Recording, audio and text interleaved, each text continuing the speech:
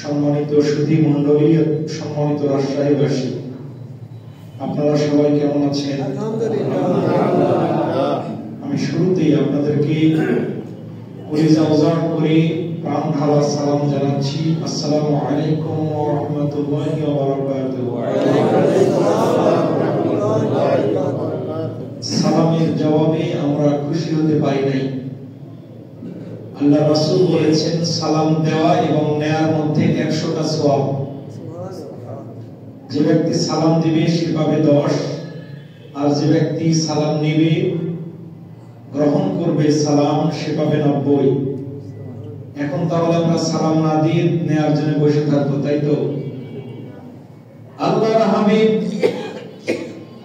রাসূল আকরাম সাল্লাল্লাহু আলাইহি ওয়াসাল্লাম বলেন, কোন ব্যক্তি যদি আগে সালাম দেয় তার মন থেকে অহংকারটা দূর হয়ে যায়, অহংকার থাকে না, ওই ব্যক্তি আর আমি জান্নাতের মধ্যে একই জায়গায় থাকবো। আমি আপনাদেরকে আরেকবার দিল থেকে সালাম জানাতে চাই। আসসালামু আলাইকুম ওয়া রাহমাতুল্লাহ। ওয়া আলাইকুম আসসালাম ওয়া রাহমাতুল্লাহি ওয়া বারাকাতুহু। প্রাণ ভরে প্রশংসা করছি আল্লাহ সুবহানাহু ওয়া তাআলার দরবারে, যে আল্লাহ সুবহানাহু ওয়া তাআলা দুনিয়ার সবচেয়ে উত্তম জায়গা, আল্লাহর ঘর মসজিদ, তার মধ্যে আবার তাফসীরুল কোরআনুল হাকিমের মাহফিল, এত নান্দনিক এবং প্রাণবন্ত এবং গুরুত্বপূর্ণ আয়োজনে আমাদেরকে হাজির করেছেন। জোরে বলেন তো তিনি কে? আল্লাহ। আমাদেরকে ভালো থাকার মালিক কে? আল্লাহ। সুস্থ থাকার মালিক কে? আল্লাহ। সকল ক্ষমতার মালিক কে? আল্লাহ। ক্ষমতায় বসানোর মালিক কে? আল্লাহ। ক্ষমতা থেকে টেনে হিঁচড়ে নামানোর মালিক কে? আল্লাহ। আমরা সকলে বলছি আলহামদুলিল্লাহ। আলহামদুলিল্লাহ। দরুদ ও সালাম পেশ করছি আমার আপনার মুনিব, আখেরি জামানার পয়গম্বর, আল্লাহর সৃষ্টির প্রধান আকর্ষণ, বিশ্ব সভার সম্মানিত সভাপতি মুহাম্মদুর রাসূলুল্লাহ সাল্লাল্লাহু আলাইহি ওয়াসাল্লাম। প্রাণের ভাইরা আমার, কথা হবে কোরআন এবং হাদিস থেকে, এর বাইরে কোনো কথা হবে না। আমরা আজকে মহাগ্রন্থ কোরআনুল হাকিমের সূরাতুল বাকারা 3 নম্বর পারা থেকে 281 নম্বর আয়াত তেলাওয়াত করেছি। আমরা প্রথমে নামকরণে চলে যাই।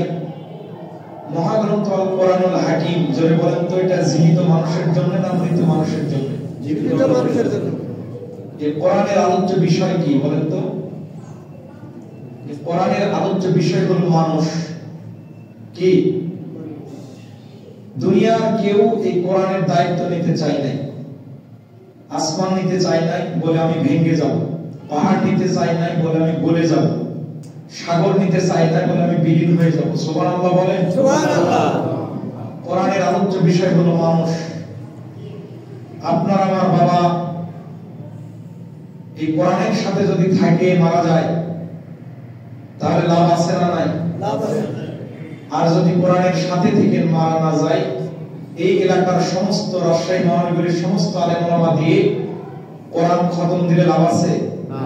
জীবিত অবস্থায় এই কোরআন, কাজেই এই কোরআন থেকে আখিরাত থেকে কিছু আলোচনা করার পরিকল্পনা নিয়ে আজকে আমি মহাগ্রন্থ কোরআনুল হাকিমের সূরা বাকারা 281 নম্বর আয়াত তেলাওয়াত করেছি। প্রথমে নামকরণে ফিরে যাই। মাত্র 2টা শব্দকে নামকরণ করা হয় না, ভিতরের শব্দ নিয়ে, সেই সূরা ফাতিহা আর সূরা ইখলাস। আলহামদুলিল্লাহ। যেহেতু ধারাবাহিকভাবে আপনারা এখানে তাফসীর হয়, দেশের গুরুত্বপূর্ণ আলেম ওলামারা আপনাদের তাফসীর করে থাকেন, সেই তুলনায় আমার জ্ঞান পরিমাণ নগণ্য। তারপরে আমি গুনাহগার গোলাম। গোলামের মধ্যে আল্লাহ সুবহানাহু ওয়া তাআলা কি পরিমাণ কথা আপনাদের সামনে বের করে দিবে জানি না। তার আগে আমার জন্য দোয়া দিয়ে দেন, আপনাদের বুঝের জন্য, কিয়ামতের পাথেওর জন্য, যাতে এখান থেকে আমরা কিছু নিয়ে আমল করতে পারি। এই জন্য এই নিয়তে আমরা বলার এবং শোনার সুযোগ করে দিন। আল্লাহ তৌফিক দান করুন। সকলে বলেন আমিন। আমিন। এই সূরা বাকারা শব্দ থেকেই নামকরণ করা হয়েছে। নামকরণের একটা কথা বলি আপনাদেরকে। যে কোরআনুল হাকিমের এমন কোন বিষয় নাই যে আলোচনা করা হক নাই। সুবহানাল্লাহ বলতে পারেন? সুবহানাল্লাহ। ওয়া মা মিন গায়িবাতিন ফিস সামাই ওয়াল আরদি ইল্লা ফি কিতাবিম মুবিন। এমন কোন বিষয় নাই যে কোরআনে আলোচনা করা হয়নি। যদি বলেন হুজুর আমার বাড়িতে জামাই এসেছে, তো সব কিছু অ্যারেঞ্জমেন্ট রেডি, টাকি মাছের ভর্তা, টাকি মাছ কিনেছি, ভর্তা দিব খাওয়ানোর জন্য জামাইকে, পেঁয়াজ রেডি, আদা রেডি, মশলা রেডি, মেখে মাখতে যাব, আপনার টাকি মাছ তৈরি করতে যাব, দেখি সরিষার তেল নাই। পাশের বাড়িতে গেলাম, সরিষার তেলটা দিল না। এই সরিষার তেল যে দিল না, আমার জামাইটা রাগ করে চলে গেল, টাকি মাছ না খেয়ে চলে গেল, টাকি মাছটা দিতে পারলাম না। বলেন তো এটা কি কোরআন মজিদে আছে না নাই? বলেন তো। আমি তো বললাম সবকিছু কোরআনে আছে। এই সরিষার তেলের কথা কোরআনে আছে না নাই? আছে। সুবহানাল্লাহ বলতে পারেন? সুবহানাল্লাহ। সূরা মাউন, সূরা মাউন নাম অর্থ কি? টুকিটাকি জিনিস, সংসারে প্রয়োজনীয় জিনিস। আপনার প্রতিবেশী আপনার সরিষার তেল নিতে এসেছে, আপনি দিলেন না, ও আপনার সেজদা হাজারবার তাহাজ্জুদ পড়ার কোনো দাম নাই। সুবহানাল্লাহ বলতে পারেন না? সুবহানাল্লাহ। এটাই হলো কোরআন। কোরআন এসেছে মানুষের জন্য, মানুষের জীবনকে সুন্দর করে সুসজ্জিত করে সাজানোর জন্য কোরআন। সুবহানাল্লাহ। আসুন আমরা অর্থটা জেনে নিই। আল্লাহ সুবহানাহু ওয়া তাআলা বলছেন, ওয়াত্তাকু ইয়াওমান তুরজাউনা ফীহি ইলাল্লাহ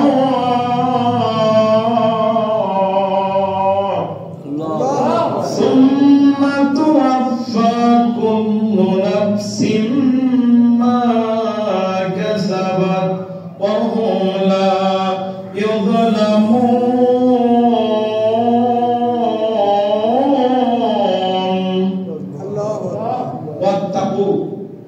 ভয় করো, ইয়াওমান সেই দিনকে। কোন দিন? বিচারের দিন।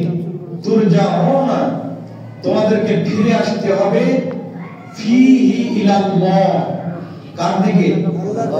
ফিরে আসতে হবে। সুম্মা তুওয়াফফা কুল্লু নাফসিন মা কাসাবাত সেই দিন তোমাদের জীবনব্যাপী কর্মের হিসাব আল্লাহ সুবহানাহু ওয়া তাআলার দরবারে দিতে হবে।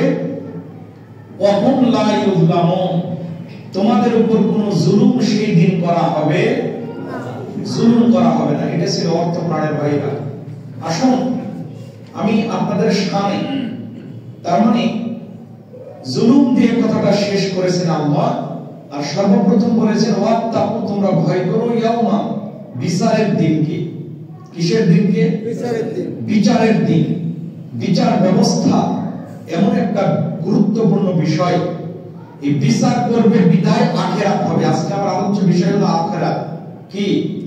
আখিরাত। বিচার হবে বিদায় আখিরাত হবে। কারণ যদি আখিরাত না হয় তাহলে হিটলার হাজার হাজার লোককে হত্যা করেছে। একজন লোককে হত্যা করলে তার শাস্তি হলো মৃত্যুদণ্ড, কিন্তু দুইজন লোককে হত্যা করলেও মৃত্যুদণ্ড, তিনজন লোককে হত্যা করলেও মৃত্যুদণ্ড, হাজার হাজার লোককে হত্যা করলেও কি? মৃত্যুদণ্ড। একটা লোকের মৃত্যুদণ্ড যদি হয়ে যায় কার্যকরী, তাহলে আমার বাবার হলো, কিন্তু আরেকজনের বাবার কি হবে? না। কথা বলেন, হবে না। ওই লোকটিকে কোটি কোটি বছর বাঁচিয়ে রেখে কোটি কোটি বছর যাবজ্জীবন দেওয়ার ব্যবস্থা এই দুনিয়ায় নাই, এজন্য আখিরাত হবে। সুবহানাল্লাহ বলেন। সুবহানাল্লাহ। প্রিয় ভাইরা, একটা বিষয় আমরা এখান থেকে নিয়ে যাব, সে বিষয়টা হলো জীবনে যদি কারো উপর জুলুম করে থাকি, জীবনে যদি কারো উপর জুলুম করে থাকি, এই মুহূর্তে তওবা করতে হবে। কারণ জুলুমকারীর উপর জান্নাত হারাম, জাহান্নাম তার জন্য ওয়াজিব। নাউজুবিল্লাহ বলেন। কোন জুলুমকারী জান্নাতে যাবে না। এইজন্যই আখিরাত হবে, যে জুলুমকারীর বিচার হবে। এইজন্য এখন আখিরাত কেন হবে এবং আখিরাতের চিত্রটা কি, এই সময় আমি আস্তে আস্তে যাব। তার আগে একটু কথা শুনে নিতে হবে। এই পৃথিবীতে সবচাইতে বড় জুলুম হলো কোরআন না জানা। আপনার ছেলে আমেরিকায় থাকে, আমেরিকা থেকে একটা চিঠি লিখেছে, আব্বা আমি দীর্ঘ 6 মাস কাজ না, নতুন কোম্পানিতে জব করার কারণে, আপনাদের সাথে কঠোর পরিশ্রমের কারণে, সুযোগ না পাওয়ার কারণে আপনাদের সাথে আমি যোগাযোগ করতে পারি নাই, কিন্তু 6 মাস পর আমি একসাথে স্যালারিটা পেয়েছি।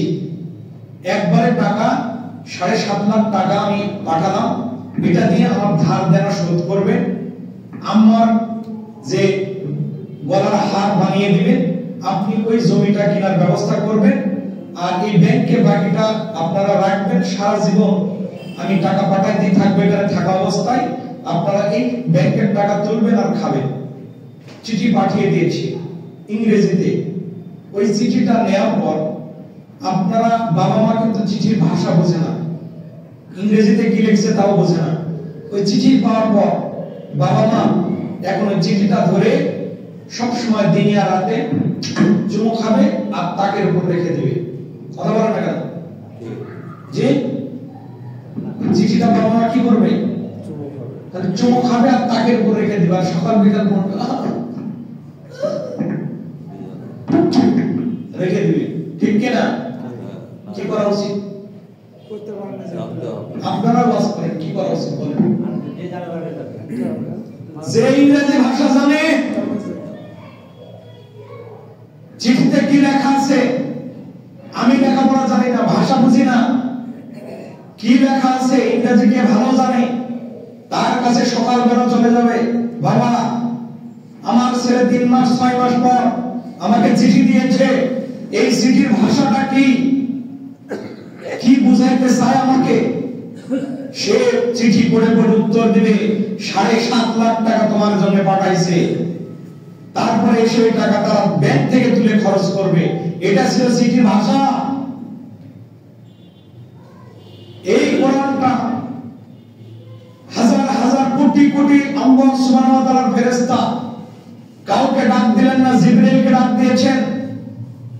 জিবরিলকে ডাক দিয়ে বলেছেন, এই চিঠি শুধুমাত্র মুহাম্মদুর রাসূলুল্লাহ সাল্লাল্লাহু আলাইহি ওয়াসাল্লাম এনাকে দিয়ে দেন। একজন ফেরেশতাকে ডাকলেন, একে দিয়ে দেন, দুনিয়ার মানুষকে সাবধান করেন, আমি কিন্তু আখিরাতে জবাব দিব।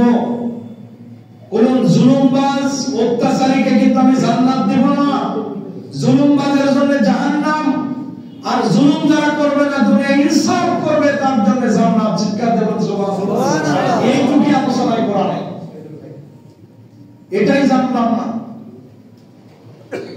2 নম্বর জুলুম হলো, 1 নম্বর জুলুম হলো কোরআন না জানা। কোরআন কি বুঝাইতে চায় আমাদেরকে এটা না জানা। আখিরাত বিষয়ে আমাদেরকে সতর্ক সাবধান করতে চাই, কারণ যে কোনো মুহূর্তে আজরাইল আসছে।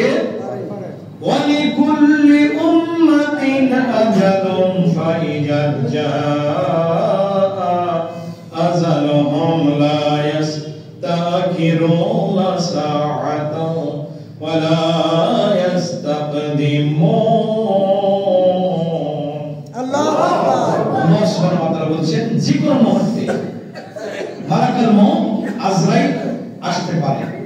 এই ভাষাটা বুঝতে হবে। দ্বিতীয় হলো, আল্লাহ সুবহানাহু ওয়া তাআলার সাথে কাউকে শরীক করা যাবে না। আপনি পয়েন্ট করে লিখে রাখেন ভাই, এই কাজের সাথে, এই কাজগুলোর সাথে যুক্ত হবেন না। ডাইরেক্ট সরাসরি জান্নাত দিবেন, জোরে বলেন তো কে? আল্লাহ। আর যুক্ত হবেন, জান্নাত আমার আপনার কপালে নাই। ডাইরেক্ট লিখে রাখেন। 1 নম্বর হলো কোরআন না জানা, 2 নম্বর হলো শিরক না করা। কার সাথে? আল্লাহর সাথে। আমার আপনাকে তৈরি করেছেন কে? আল্লাহ। বন্ধুগণ আমার, আল্লাহ সুবহানাহু ওয়া তাআলার কাছে কোনো কিছু শরীক করা যাবে না। 3 নম্বর হলো পিতামাতার সাথে দুর্ব্যবহার করা, ধমক দিয়ে কথা বলা, অবাধ্য হওয়া। পিতামাতা যারা আছে তার কিন্তু জান্নাত, আলহামদুলিল্লাহ বলেন। ওয়ানারুকা, যে কোনো একজন আছে জান্নাত। ওয়াবিল ওয়ালিদাইনি ইহসান, ইহসান শব্দটা ব্যবহার করা হয়েছে। ইহসান মানে কি জানেন? ইহসান মানে আপনারা দাড়িপাল্লা বোঝেন তো, দাড়িপাল্লা যদি এইভাবে ধরা হয়, এবারে বাক্কারা দিলেন, এইবারে হলো মাল দিলেন, যদি সমান সমান থাকে তাকে কিন্তু ইনসাফ বলা হয় না। সমান সমান থাকলে ইনসাফ বলা হয় না, একে বলা হয় ন্যায্য হিস্সা। কি বলা হয়? ন্যায্য বলা হয়, সমান সমান বলা হয়। ইনসাফ হলো মালের দিকে ঘুরে যাবে, মালের দিকে কি হবে? হেলে যাবে, এটা বলা ইনসাফ। রমজান মাস, স্ত্রীর জন্য 15,000 টাকা দামের শাড়ি আছে না নাই? কিন্তু বৃদ্ধ মা ওষুধ খাওয়ার টাকা নাই, তার ওষুধ আছে কিনা বক্সে, ডায়াবেটিস বাবা, তার ওষুধ আছে কিনা, টাকা নাই, কিন্তু স্ত্রীকে দেয় 15,000 টাকার শাড়ি, আছে না নাই? এদেশে আছে না নাই? আপনার কপালে জান্নাত নাই, জান্নাত নাই, ইনসাফ। তবে হ্যাঁ, ওই বাবাকে বলতে হবে, ওই বাবা যদি বলে বাবা আমার বয়স হয়ে গেছে, এত দামি আমি পোশাক আশাক কি করবো, আমার বলেই হবে, তোমরা স্বামী স্ত্রী মিলে সন্তান এদেরকেই দাও বাবা, তাতে আমরা খুশি। বলেন না এরকম মুরব্বিরা বলে না? সেই ক্ষেত্রে আপনি 1000 কোটি টাকা দামের শাড়ি আপনার স্ত্রীকে দেন, সুবহানাল্লাহ বলতে পারেন না? এটা হলো ইসলাম। জীবন্ত মানুষের জন্য ইসলাম এসেছে। ভাইরা আমার, পরের বিষয় হলো বাবা হইয়া মেয়ের হক নষ্ট করা যাবে না। এই রাজশাহী মহানগরীতে কোটি কোটি টাকা শতক জমি আছে না নাই? মনে করে যদি ইনসাফ আমি দিয়ে দিই, আমি রাজ্য হিস্সা যদি দিয়ে দিই, তাহলে আমার মেয়ে বুঝি কোটি টাকার মালিক হয়ে যাবে, সন্তানটা কত হারা হয়ে যাবে। হায়রে, 7 তলা বিল্ডিং এর মালিক আমি, যদি 2টা ফ্ল্যাট আমি মেয়েকে দিয়ে দিই, জামাইটা হলো হক হয়ে যাবে। এই ভয় তারা দেয় না, আস্তে করে ওই বাবাটা ছেলেকে লিখে দিয়ে হজ করতে যায়। হজ থেকে এসে মেয়েকে ডেকে বলে বাবা রে, তোমার জন্য এই সোনাটা এনেছি, আর তোমার হাতে হাত দিয়ে আমি দোয়া করলাম, আমার দোয়াটা তোমার বেশি কাজে লাগবে, আল্লাহর কসম ওই হজ আপনার কবুল হবে না। শুধু হজ নয়, এটা হলো হক, এটা মেয়ের উপর জুলুম করলেন। শুধু এখানেই নয়, পরের ভাইরা কিছু তিক্ত কথা আপনাদেরকে বাংলাদেশের প্রেক্ষাপটে বলে যায়। আল্লাহ সুবহানাহু ওয়া তাআলা বলছেন ভাই ভাইয়া বোনের হক নষ্ট করা যাবে না। পরিশেষে হলো যে কোনো হক, ওই যে শিরকের কথা বললাম, সবচাইতে বড় জুলুম হলো শিরক করা। আল্লাহর সাথে কোনো শিরক করা যাবে না। জোরে বলেন তো, আমাদের যখন আখিরাতটা শুরু হয়ে যাবে, সর্বপ্রথম কবর থেকে জাগানোর পর জিজ্ঞাসা করা হবে মান রাব্বুকা। সুবহানাল্লাহ বলেন, সুবহানাল্লাহ। কি জিজ্ঞাসা করা হবে? মান রাব্বুকা, মান রাব্বুকা, তোমার রব কে? পৃথিবী সকলেই এই প্রশ্নের উত্তর জানা আছে, কথা বলেন ঠিক কি না? ঠিক। আর বলেন, জোরে বলেন ঠিক কি না? ঠিক। কিন্তু জবাব দিতে পারবে না, জবাব দিতে পারবে না। কারণ আমি একটা কথা বলে থাকি, যারা ক্রিকেট খেলে তাদের কাছে যদি কেউ ঘুমায়, দেখবেন একটা হাত দিয়ে মারে থাপ্পড় আপনার গালে এসে লাগতে পারে, ওরা কিন্তু আপনার থাপ্পড় মারলো না, স্বপ্নের মধ্যে কি খেলে? ক্রিকেট খেলে। ক্রিকেট খেলে, কিন্তু মেরে দিয়েছে। এই দুনিয়াতেও রবের কাজ যদি না করি, রবের বিধিবিধান, এই সংবিধান, আইন কানুন, নিয়ম পদ্ধতি যেটা দেওয়া আছে, এর সাথে সম্পৃক্ত থেকে, যুক্ত থেকে যদি আমরা কাজ না করি, তাহলে মান রাব্বুকা যদিও জানা থাকবে, রব জোরে বলেন তো কে? আল্লাহ। জবাব দিতে পারবো না, ওই ব্যক্তিটা জবাব দিতে পারবে না। কারণ জবাব দিলে সে মিথ্যা কথা বলবে। কারণ দুনিয়াতে এই জমিনের উপর সে রবের কি দায়িত্ব ছিল, রবের কি আমার উপর কি কর্তৃত্ব ছিল, সেটা আমি হক পূরণ করেছি কিনা। জোরে বলেন তো আজকে আমি প্রথমের কথায় ফিরে যাই, এই কোরআনটা জীবন্ত মানুষের জন্য নাযিল হয়েছে। সুবহানাল্লাহ বলতে পারেন? এই কোরআনটা তাকে রাখার জন্য আসে নাই, এখানে রাখার জন্য আসে নাই, এটার বিজয় করার জন্য, এটা বিজয় যাতে থাকে, এই কোরআনের নিয়ম আইন পদ্ধতি যাতে এই জমিনের উপর বিজয় থাকে, এই জন্য এসেছে। সুবহানাল্লাহ। শুধুমাত্র লা ইলাহা ইল্লাল্লাহ। একজন সাহাবী 90 ঈমান আনার পর কোনদিন সালাত আদায় করলো না, নামাজ পড়লো না, রোজা করলো না। আল্লাহর নবীর হাতের উপর হাত রেখে বলল, হুজুর আমি ঈমান এনেছি, আমি জান্নাতে যেতে চাই। আল্লাহর নবী বললেন, এই যে দেখো যুদ্ধ শুরু হয়ে গেছে, ওখানে তুমি ঝাঁপিয়ে পড়ো। কোরআনটা, নিয়মটা, আইনটা, পদ্ধতিটা এই সমাজের উপর জীবন্ত করতে হবে। এই কোরআন এসেছে জীবন্ত মানুষের উপর, কোরআনটা এই জমিনের উপর বিজয় করতে হবে। ওই লোকটা যখন যুদ্ধের ময়দানে গিয়ে শাহাদাত বরণ করলেন, আল্লাহর হাবিব বললেন, আমি নবী সাক্ষী দিচ্ছি এই লোকটা হলো জান্নাতি।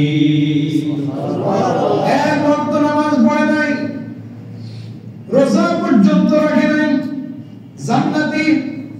আমরা নামাজ পড়ে পড়ে দাগ ফেলেছি, কিন্তু আল্লাহর কি আইন এটা বুঝি না। জোরে বলেন ঠিক কিনা? হযরতে একজন নবীর নাম ছিল, গোটা দুনিয়া শাসন করেছে, হযরতে কোন নবী বলেন? সুলাইমান আলাইহিস সালাম। সুলাইমান আলাইহিস সালাম আল্লাহকে জিজ্ঞাসা করলেন, প্রভু আমি একটা দাড়িপাল্লার কথা শুনলাম, ওটা দিয়ে নাকি আমল ওজন করা হবে, দাড়িপাল্লাটা কেমন? আল্লাহ সুবহানাহু ওয়া তাআলা সুবহানাল্লাহ সুলাইমান আলাইহিস সালামকে বললেন, শোনো, তুমি কি দাড়িপাল্লা দেখতে চাও যেটা দিয়ে মানুষের আমল ওজন করা হবে? সুবহানাল্লাহ সুবহানাল্লাহ। আল্লাহ সুবহানাহু ওয়া তাআলা সুলাইমান দাড়িপাল্লা দেখানো হলো, দেখতে দেরি হলো, সুলাইমান আলাইহিস সালাম অজ্ঞান হয়ে জমিনে পড়ে গেলেন। জ্ঞান ফিরল, হোশ ফিরল, বেহুশ হয়ে গেছিল। জ্ঞান ফেরার পর জিজ্ঞাসা করা হলো, সুলাইমান আলাইহিস সালাম তুমি দাড়িপাল্লা দেখে নাকি ভয় পেয়েছো কিনা, তুমি কেন অজ্ঞান হয়ে গেলা? সুলাইমান আলাইহিস সালাম বললেন, আমি অজ্ঞান হয়েছি কারণে ভয়ে অজ্ঞান হয়নি, এই দাড়িপাল্লা এমন বড়, পূর্ব দিগন্ত থেকে পশ্চিম দিগন্ত পর্যন্ত এমন বিস্তৃত দাড়িপাল্লা, কিন্তু মানুষের হায়াত তো বেশি হবে না। মানুষ হলো ছোট প্রাণী, দুর্বল প্রাণী। এই প্রাণীগুলা, দুর্বল জীবগুলা, মানুষগুলা এত বড় দাড়িপাল্লা কি করে তাদের আমল নিয়ে পূরণ করবে? বুঝি প্রভু সব মানুষ বুঝি জাহান্নামে চলে যাবে, এই ভয়ে আমি অজ্ঞান হয়ে জমিনের উপর পড়ে গিয়েছি। আল্লাহ সুবহানাহু ওয়া তাআলা বললেন, সুলাইমান চিন্তা করিও না, এই জমিনের উপর আদম আলাইহিস সালাম থেকে শুরু করে নিয়ে শেষ মানুষটি পর্যন্ত যদি মন থেকে পড়ে লা ইলাহা ইল্লাল্লাহ, সরে বলেন লা ইলাহা ইল্লাল্লাহ, আর সরে লা ইলাহা ইল্লাল্লাহ, একবার যদি মন থেকে লা ইলাহা পড়তে দেরি হয়, ওই বিশাল বড় পূর্ব দিগন্ত থেকে পশ্চিম দিগন্ত পর্যন্ত যে বিস্তৃত দাড়িপাল্লা আমি আল্লাহ সুবহানাহু ওয়া তাআলা সওয়াবে পরিপূর্ণ করে দিই। সুবহানাল্লাহ। লা ইলাহা মার রাব্বুকা, আখিরাতে শুরু হবে লা ইলাহা মার রাব্বুকা, তোমার রবকে। লা ইলাহা কোন ইলাই জমিনের উপর নাই, কোন আইনদাতা নাই, কোন রিজিক দাতা নাই। রিজিক দেয় জোরে বলেন তো কে? আল্লাহ। ওয়া মা মিন দাব্বাতিন ফিল আরদি ইল্লা আলাল্লাহি রিজকুহা।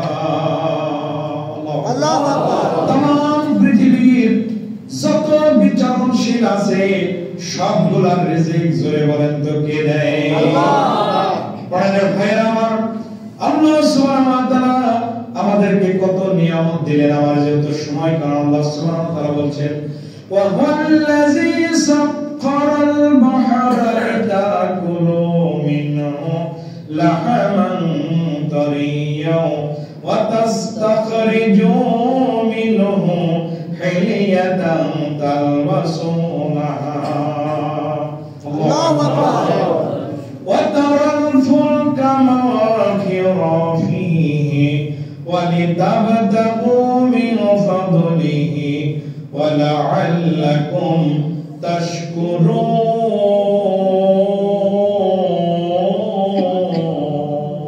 الله أكبر وهو الذي سخر البحر আমি তো রব দুনিয়ার মানুষ তাকিয়ে দেখো এই সমুদ্রকে নিয়ন্ত্রণ করে জোরে বলেন তো কে আল্লাহ আরে ছোট্ট একটা ডিঙ্গি নৌকা নিয়ে নাবিক যখন দ্বীপবহরের গভীর রজনীতে সমুদ্রের মধ্যে যখন পথ হারা হয়ে যায় দিক ভুলে যায় এই সমুদ্রের মধ্যে ঘূর্ণিঝড়ের মাধ্যমে এক নয় দুই নয় 60 ফিট উঁচু করে ঢেউ দিই এই ঢেউ দিতে দেরি হয় ওই ডিঙ্গি নৌকা তো উলটপালট খেয়ে মুহূর্তের মধ্যে নিচে যেতে দেরি হয় না এই ডিঙ্গি নৌকাকে আমি হেফাজত করি 60-70 ফিট উঁচুতে ডিঙ্গি নৌকাটা চলে যায় ডিঙ্গি নৌকাকে আমি ডুবাই না কারণ হলো সমুদ্রকে আমি আল্লাহ সুবহানাহু ওয়া তাআলা নিয়ন্ত্রণ করি আমি রব ওই বান্দাটা যখন কিনারায় চলে যাবে ফজর হবে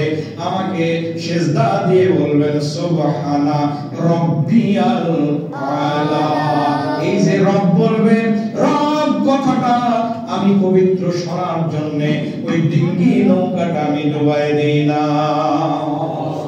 সুবহানাল্লাহ বলে সুবহানাল্লাহ সমুদ্রকে আমি নিয়ন্ত্রণ আমি পাহাড়কে নিয়ন্ত্রণ করি পাহাড় যদি না থাকে সমুদ্রের মুহূর্তের মধ্যে এমন কিছু ঢেউ আছে গোটা দুনিয়াটা প্লাবিত করা সম্ভব কার জন্য জোরে বলেন তো তিনি কে আল্লাহ আমি এটা নিয়ন্ত্রণ করি জমিনকে বিস্তৃত করে রেখেছি ওই পাহাড় থেকে তোমরা মুক্তা আহরণ করো গয়নাগাটি করো সোনা দানা উপহার হিসাবে তোমরা যে সোনা তৈরি করো ওই সমুদ্রের গহ্বর থেকে সেটা আমি তোমাদেরকে দেওয়ার ব্যবস্থা করেছি কারণ আমি রব সুবহানাল্লাহ বলে আল্লাহ সুবহানাহু ওয়া তাআলা বলছেন এরপর সূরা নাহল থেকে বলছি ওয়ানামাতি ওয়া বিন নাজমি হুম ইয়াহতাদুন আল্লাহু আকবার আল্লাহ সুবহানাহু ওয়া তাআলা বলছেন ওয়ানামাত ওই যে নাবিকেরা পথ হারা হয়ে গেল দিশেহারা হয়ে গেল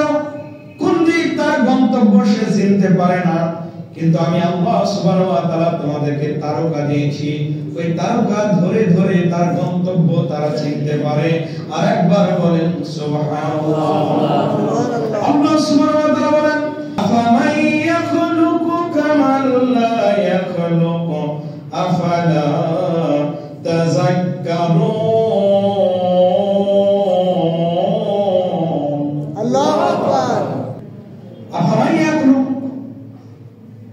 তোমাদেরকে সকলকে সৃষ্টি করেছেন জোরে বলেন তো কে আল্লাহ আফালা তাযাক্কারুন তোমরা চিন্তা করো না কেন তোমরা গবেষণা করো না কেন তোমরা দেখো না কিভাবে আসমান তৈরি করেছি জমিন পাহাড় সমুদ্র তৈরি করেছি এত নিয়ামত তোমাদেরকে দিলাম তোমাদের নিয়ামত কিয়ামত পর্যন্ত যদি তোমরা হায়াত পাও তোমরা নিয়ামত গুনতে গুনতে হায়াত শেষ হয়ে যাবে নিয়ামতটা শেষ হবে না وَإِن تَعُدُّوا نِعْمَةَ اللَّهِ لَا تُحْصُوهَا এমন নিয়ামত তোমাদেরকে দিয়েছি লা তুহসুহা তোমরা গুনতেই থাকবা শেষ করতে পারবা না সুবহানাল্লাহ বলে ইন্নাল্লাহা লা গাফুরুর রহিম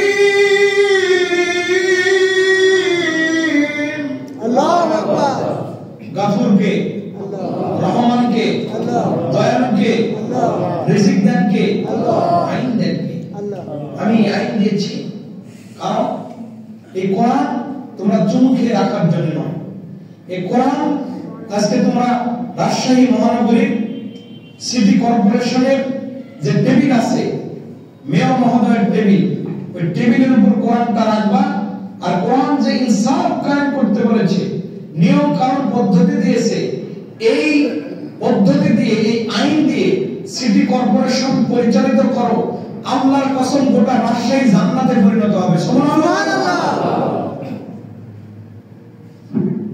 একটা মা বোন ইজ্জত হারা হবে না। কোন স্কুল কলেজে কোন ছেলে তাকে ডিস করতে পারবে না। সুবহানাল্লাহ বলেন। সুবহানাল্লাহ। রাস্তাঘাটের ইট বালির খোয়া চুরি হবে না। এই কোরআনটা যে তিনজন পার্লামেন্ট সংসদ ভবনে আছে, তারা যদি খালি সংসদ ভবনে এই নিয়মটা জীবন্ত মানুষের জন্য বাস্তবায়ন করে দেয়, গোটা বাংলাদেশ জান্নাতে পরিণত হবে। সুবহানাল্লাহ। এই জন্য আমি জিজ্ঞাসা করবো, আমার রব্বুকা, তোমার রবকে এর সাথে ছিলা কিনা, এই নিয়মের কাছে তুমি আসো কিনা? সারা জীবন নামাজ, কপালে দাগ আছে না নাই? আছে। আছে না নাই? দেখেন আছে না নাই? এই দাগের কোনো দাম নাই যদি কোরআনের সাথে না থাকে, আইনের সাথে না থাকে, বিধানের সাথে না থাকে। প্রয়োজন আমি একটু দূরে চলে এসেছি তাফসীর থেকে, এবারে চলে যাই। মা রব্বুকা জিজ্ঞাসা করা হবে আল্লাহ সুবহানাহু ওয়া তাআলা যেদিন আমরা চলে যাব সেই জামানায়, এই জামানা ছেড়ে পরপারে চলে যাব। আল্লাহ সুবহানাহু ওয়া তাআলা বলছেন, এটা বলবো সূরা আর-রহমান 27 পারা তাফসীর হবে। এখন মূল তাফসীরটা শুরু হয়ে গেল। আল্লাহ সুবহানাহু ওয়া তাআলা বলছেন, ইয়ারাফুল মুজরিমুনা বিসীমাহুম, সেদিন তোমাদের চেহারা, ঘাড় আর পা একসাথে ধরে দলে দলে জাহান্নামে নিক্ষেপ করা হবে। তাদেরকে চেনা যাবে সেদিন। কেন চেহারাদেরকে চেনা যাবে? সূরা রহমান থেকে মুফাসসির কিরামগণ ব্যাখ্যা দিচ্ছেন যে প্রত্যেকের কপালে যে যে ব্যক্তি এই জমিনে যে রবের আইন মেনেছে, সেই রবের চিহ্নটা তার কপালে লেখা থাকবে। সেটা দেখে দেখে বিচার করা হবে। সুবহানাল্লাহ বলেন। সুবহানাল্লাহ। আপনি যদি কারো বাবার আইন মেনে থাকেন, জীবন জিন্দেগি আইন মেনে থাকেন, এখানে উঠে থাকবে তার চিহ্ন এরকম। কারো যদি স্বামীর মেনে থাকেন, তাহলে জমিতে যে ফসল হয়, যেটা খেয়ে আমরা বাঁচি, সেটা এখানে উঠে থাকবে। এই কথা বলেন না কেন আপনারা? কথা কি বুঝতেছেন আপনি? বুঝতেছি। আর যদি ইনসাফ কায়েম করার জন্য থাকেন, এখানে থাকবে দাড়ি পাল্লা। সুবহানাল্লাহ। সুবহানাল্লাহ। আর বিচারের দরকার আছে, দেখে দেখে বিচার করা হবে। ঠিক। আফসোস করবে সেদিন মানুষ, কিন্তু লাভ হবে না। আল্লাহ সুবহানাহু ওয়া তাআলা বলেন 21 নম্বর পারা সূরা সাজদা 12 নম্বর আয়াত, রব্বানা আবসারনা ওয়া সামি'না ফারজি'না না'মাল সালিহান ইন্না মুকিনুন। আল্লাহু আকবার। রব্বানা ওয়া মাররাব আবসারনা, চোখে দেখেছি, সামি'না কানে শুনেছি, ফারজি'না একবার ঘুরিয়ে দেন। আজকে কবরের যে কি আযাব, আজকে হাসরের যে কি আযাব, বিচারের দিন এক নয় দুই নয় 50,000 বছর পরিমাণ লম্বা হয়ে যাবে। আরে আমার নবীজি একবার মিজানের কারণে এই লোকগুলোকে জাহান্নাম থেকে বাঁচানোর জন্য, জান্নাতে নেওয়ার জন্য আমি নবীজি আজকে মিজানের পাল্লার কিভাবে ওজন হচ্ছে ওটা দেখার জন্য দৌড় মারবো। আরেকবার জাহান্নামের কিনারায়, আরেকবার আরশের নিচে আসবো। এইভাবে ছোটাছুটি করার সময় আমাজান আয়েশা রাদিয়াল্লাহু তাআলা বলছেন, আয়েশা গো, আল্লাহর কসম এই সময় আমার পরিবারের কথা, তোমাদের কথা আমার মনে থাকবে না। আয়েশা, এই সময় তোমাদের কথা আমার মনে থাকবে না। সেদিন মানুষ চিল্লাইতে থাকবে, রব্বানা, হে আমার রব, ফিরিয়ে যাও, ফারজি'না। আজকের দৃশ্যটা সরাসরি ভয়াবহ দৃশ্য দেখলাম।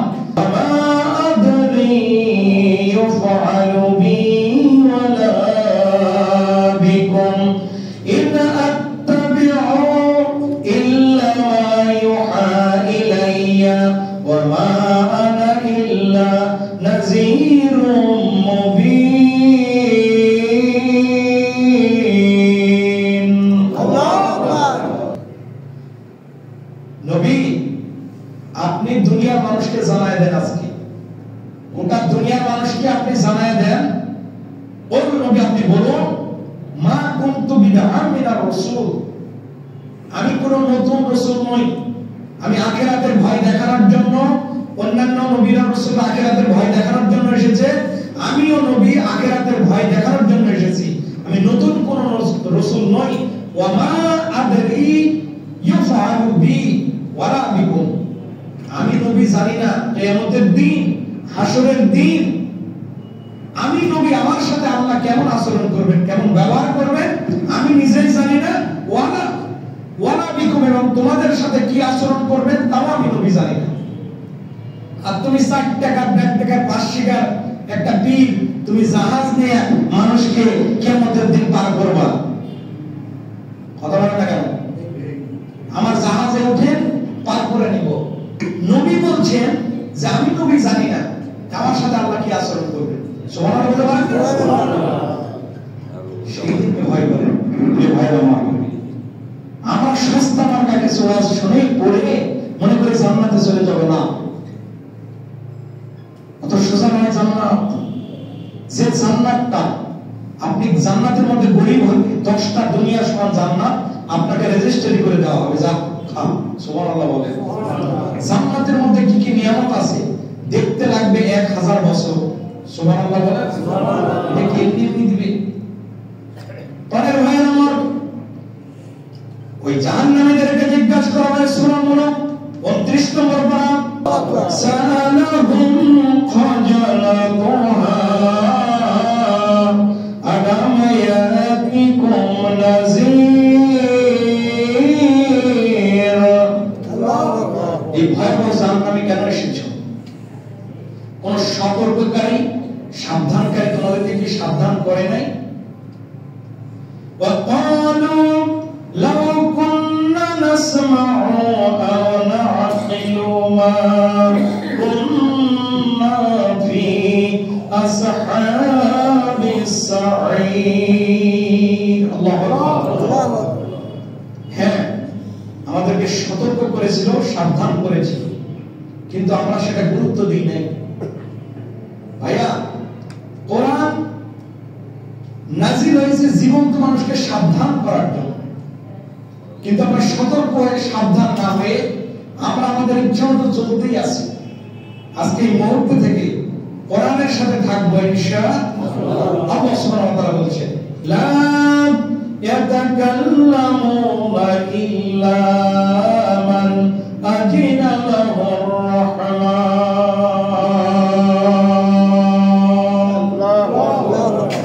আমি রহমান এর অনুমতি ছাড়া একটা কথা বলবে না, তোরা লাইনে দাঁড়া। সব ফেরেশতাকে বলা হবে লাইনে দাঁড়াও, কেউ কথা বলবে না, চুপ। 50,000 বছর পর্যন্ত দাঁড়ায় থাকবে। কত বছর? 50,000 বছর। একটা সহজ হিসাব আপনারা মিলিয়ে নেন। যারা ইহুদি, মুশরিক, মুসলমান বাদে অন্যান্য জাতি, তাদেরকে মুহূর্তের মধ্যে জাহান্নামে ফেলে দেওয়া হবে। শুধু মুসলমানকে নিয়ে দাঁড়ানো হবে 50,000 বছর। সুবহানাল্লাহ বলতে পারেন না? সুবহানাল্লাহ। কেন হুজুর এটা আবার কেন? তারা তো আল্লাহর সাথে শিরক করেছে। ইহুদি, খ্রিস্টান, অন্যান্য জাতিরা মুসলমান ছাড়া আল্লাহ সুবহানাহু ওয়া তাআলার কাছে শিরক করার অপরাধে বিনা হিসাবে তারা কি জাহান্নামে। এখন থাকে কারা? মুসলমান। এই মুসলমানকে নিয়ে কেন হিসাব হবে? কারণ মুসলমানের মধ্যে দুটো গ্রুপ থাকবে। কয়টা গ্রুপ? একটা হলো মুনাফিক। সূরা মুনাফিকটা সবচেয়ে, মুনাফিকুন সূরা সবচেয়ে বড়, আর কাফিরুন সূরাটা ছোট। আছে না নাই আমরাই কাফির? কুল ইয়া আইয়ুহাল কাফিরুন। আল্লাহু আকবার। কাফির সূরাটা ছোট আর মুনাফিকটা বড়। তার মানে মুনাফিকটা যাচাই করা হবে ওই দিন। খুব সাবধান মুনাফিকের আচরণ যাতে আমাদের কলিজার মধ্যে না ঢুকে। আল্লাহ সুবহানাহু ওয়া তাআলা আমাদেরকে কবুল করুন, মঞ্জুর করুন, সকলে বলেন আমিন। এরপরে আল্লাহ সুবহানাহু ওয়া তাআলা বলছেন, আরেকবার ফেরেশতারা জিজ্ঞাসা করবে এই ভয়াবহ জাহান্নামে, এই আখিরাতে তুমি যে আজকে বিপদে পড়েছো, দুনিয়ার জীবনকে তুমি তো সুসজ্জিত করে সাজাতে পারো নাই, কেন দুনিয়ার জীবন তোমার এলোমেলো ছিল? দুনিয়ার জীবন কেন এলোমেলো ছিল? তুমি সুসজ্জিত কেন করতে পারো নাই? তারা কয়েকটা জবাব দিবে। আল্লাহ সুবহানাহু ওয়া তাআলা বলেন, মা সালাকাকুম ফি সাকার ক্বালু লাম নাকু মিনাল মুসাল্লিন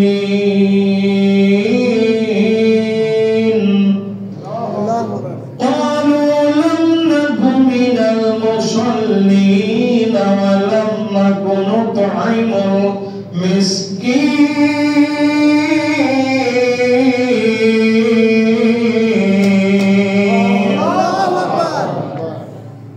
আমরা দুনিয়াতে মুসল্লি ছিলাম না,